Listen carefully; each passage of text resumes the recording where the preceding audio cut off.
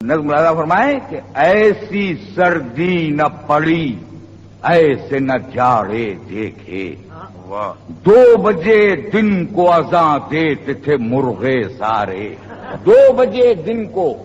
اذاں دیتے تھے مرغے سارے، وہ گھٹا ٹوپ نظر آتے تھے دن کو تارے، اور سرد لہروں سے جمے جاتے تھے میں کے پیالے۔ ایک شاعر نے کہا چیخ کے ساغر بھائی، عمر میں پہلی دفعہ چمچے سے چائے کھائی۔ آگ چھونے سے بھی ہاتھوں میں نمی لگتی تھی، ساتھ کپڑوں میں بھی کپڑوں کی کمی لگتی تھی، وقت کے پاؤں کی رفتار تھمی لگتی تھی، اور راستے میں کوئی بارات جمی لگتی تھی۔ جم گیا پشت پر گھوڑے کی بیچارہ دولہا، اور کھود کر کھرپی سے سالے نے اتارا دولہا۔ ہر طرف شہر میں سردی سے مہاماری تھی، برف باری تھی کہاں دوستو بمباری تھی، پیکرے حسن میں شعلہ تھا نہ چنگاری تھی، اور بند مدت سے حسینوں کی خریداری تھی، بند مدت سے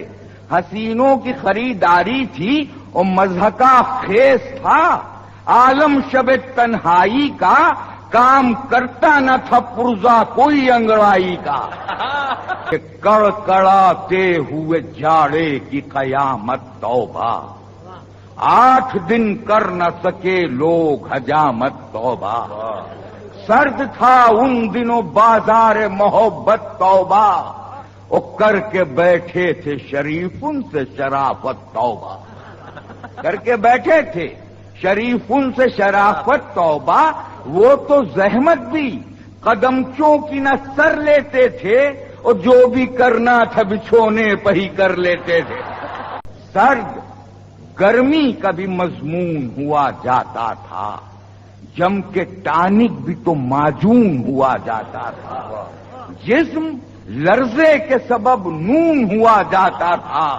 اور خاصا شاعر بھی تو مجنون ہوا جاتا تھا۔ اور بیت دیکھیں کہ خاصا شاعر بھی تو مجنون ہوا جاتا تھا، کپ کپاتے ہوئے ہونٹوں سے غزل گاتا تھا، پکے راگوں کا وہ استاد نظر آتا تھا۔ اور بھی سرد ہے معبود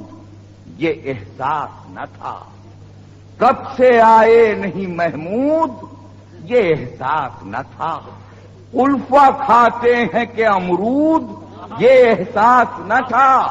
اور ناک چہرے پہ ہے موجود یہ احساس، ناک چہرے پہ ہے موجود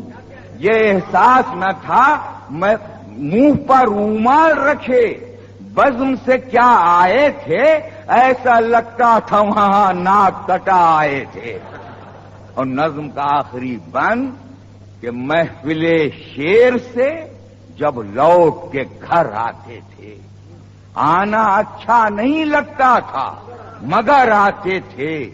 بام آتے تھے نظر اور نہ در آتے تھے۔ اور مصرع دیکھیں کہ پیڑ کوہرے میں چھپے چور نظر آتے تھے، منہ پر کنٹوپ جو دیکھا تو ہلاکو سمجھے، کچھ پولیس والے تو نیتا کو بھی ڈاکو سمجھے۔